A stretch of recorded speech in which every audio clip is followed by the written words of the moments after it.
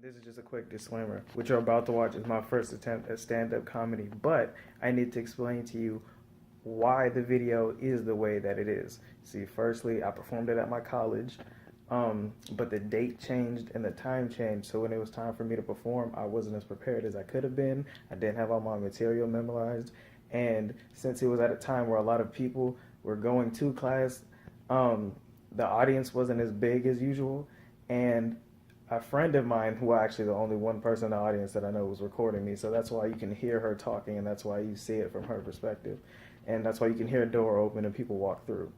And obviously, it being my first time, I was really nervous about doing it, but towards the end, you can tell I got a little bit more comfortable, even though I was making up jokes, because also, since it was a college, and they were unsure of what I could say, I had to tone down a bunch of my jokes to keep it PG-13, and also, my time got cut by more than half of what it was supposed to be, so a lot of my jokes weren't even complete. But in spite of all that, I'm still proud of what I did. I have more shows to do. I booked a bunch more shows, and they're not even all in the same town. And yeah, that's it. I hope y'all enjoy, and if you do, share it around.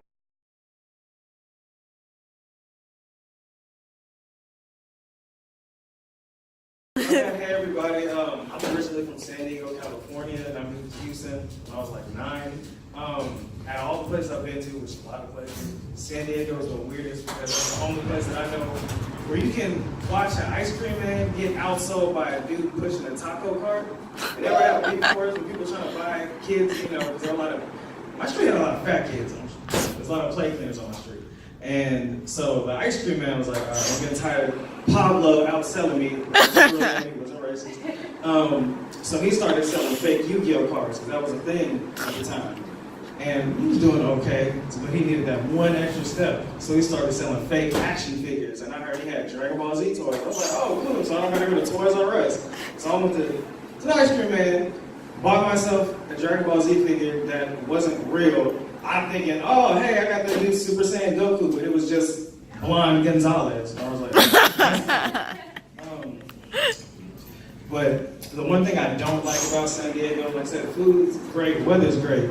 They got big ass wolf spiders, and if y'all don't know what wolf spiders are, they're like these big, hairy, like 17-eyed spiders, which I never understood. Why do you have so many damn eyes? Like, how much things do you need to see at the same time? But so my grandma has this bootleg house, and she has diabetes. And she was like, oh, Malik, can you go and get me diabetes medicine out the garage? To which I was like, all right, Grandma, we're only here on the weekend, so like, what do you do Monday through Friday when you feel sick? Like, you just stay in bed and then only feel better when we're here? She was like, no. And then I would ask her brother, but he was out not doing, you know, what she thought he was doing. He was out getting high. I was like, you know, let's see him for that. So I go in the garage. I'm 5 at the time. It is dark and it is hot and it smells like just straight up ass. And I was just like, okay. So I walk through trying to find the damn light switch. Then I see big box medicine. Really creative, Grandma. Pick it up and my heart sank because the first thing I saw was just this big ass spider just staring at me. And I'm looking at the spider's just looking at my soul. And the spider fucking like moves away after you see it, but it didn't. It just looked at me. And it was just like, yeah, that's right. This is my garage, bitch. I'm fresh out the pen. And I was like, oh, hold on, Mr. Big Ass Spider. Like, I'm just trying to find medicine for my grandma. And this took place under a minute, but it felt like it was just 10 minutes because he just didn't move. And he just kept looking at me. And I swear I heard it blink. Dropped the box, ran back in the house, and I was like, Grandma, I know you're not feeling well, but hey, that's tough. You're gonna have to suffer. He's got a big ass spider in the garage. And she looked at me, she was like, oh, you mean Jerry? And I was like, I'm like, who's Jerry? You didn't warn me about it? And she was like, oh no, he just comes and goes. I'm like, this motherfucker, okay. I didn't go back in there. My mom had to go get it. So later on in the night, I was like, hey, Mom, so Grandma has diabetes, right? She's like, yeah, you know, the one where you have to have insulin and sweets. She's like, yeah, okay. So I was like, does it make you borderline retarded? And she was like, why would you ask me that? And I was like, oh, because Grandma has a demon in the garage and she seems to think it's his friend. And she just looked at me, laughed, and was like, don't ever ask me nothing like that again. And I was like, all right, you can fucking ask my question, okay. That's my life. It's fucking weird. So now I'm in Houston. I work at probably shouldn't have said that, but I know where you work. there are so many weird people that come into my job. Like, there was a dude that came in with the trench coat last week. It's fucking May, Houston, Texas. Why do you have a damn trench coat on? And he just came in. I didn't get to see him. He just was standing over the corner. He was breathing heavy, just like, I need paraphernalia. And I was like, what? I need paraphernalia. For what? Oh, I just need to show that I was in Houston, Texas around this week. And I was like, go ahead, take my 15. Somebody else will check you out, sir. What's your school shooter bowl cut? I didn't feel comfortable talking to him. It was weird. Also, people just don't brush their teeth when they come into my store, and it bothers me. Like, I know we're not that close, but if I can smell your breath, obviously, probably just saying, like, I need you to just launch some damn Dentine ice down your throat every time you leave the house, because that shit is just appalling. And now my friends are gonna show up all late and shit. Anywho,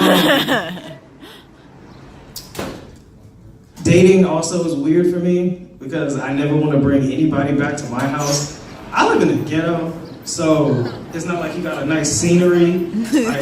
What's my pickup line gonna be? Hey, baby, you want to come back to the crib and see what that struggle look like?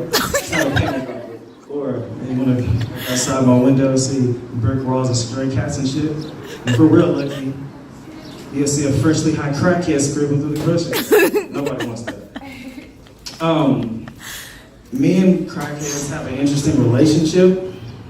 I like watching crackheads do things because there's never a dull moment like with crackheads. Like anything is with them, this is the best thing ever. Like I'm telling you right now, if you're ever sad, you need to just watch crackheads like they're on Animal Planet. It's the same experience. I'm literally walking out the gas station and then these two crackheads having an argument, but like the thing is, neither one of them are speaking any type of English, but they can understand. Well, she's not speaking English and he understands her, which I didn't get. She sounds like a chainsaw. She's like, and he's like, no, baby, you don't understand. She was just asking me if I had an extra crack rock, and I was like, I don't really understand what she said. He was like, yeah, baby, come on, man, I don't care about her. I mean, I was high. I thought she was you. And I was like, okay, that's a bad argument. Damn well when you're high on crack, you know who you are with. You know exactly what's going on. Because crackheads, they got good memory. I'm telling you, they get high and they see you once, no matter how old you get, even if you're fat, they're like, oh, I remember you used to come out to elementary school and I used to ask you for 5 cents every day.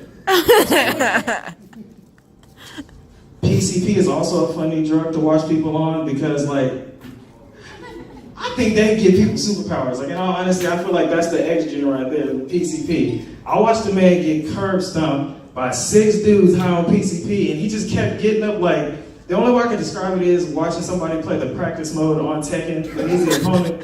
Like, they were doing specials and shit, and he just kept getting right back up, and I was like, is he immortal or something? Like, stay down. Like, and they hit him in the head with the 2x4. I mean, that's him to do some type of damage, but he still got up, and they literally like, all right, you know what? I mean, yeah, you kind of shortchanged me from a crack, but I'm gonna just leave it alone. I was like, oh, now you're done? Now you're out of energy? I'm pretty sure you almost killed him, but now you're done. I was like, okay. Definitely. But crackheads, oh my God, they're hilarious.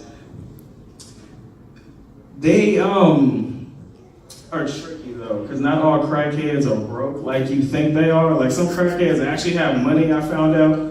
There's a crackhead that has like a nicer apartment than me, which is depressing.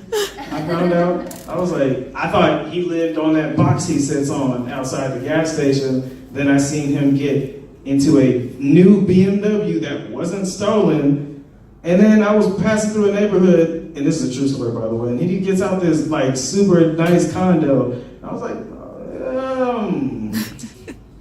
hold on, Daniel. Did you just rob that? No, that's my apartment. I was like, no, it's not. It is Keith's. And that really was his apartment. Neighbors, what are you doing, Daniel? I was like, hold on, wait a minute.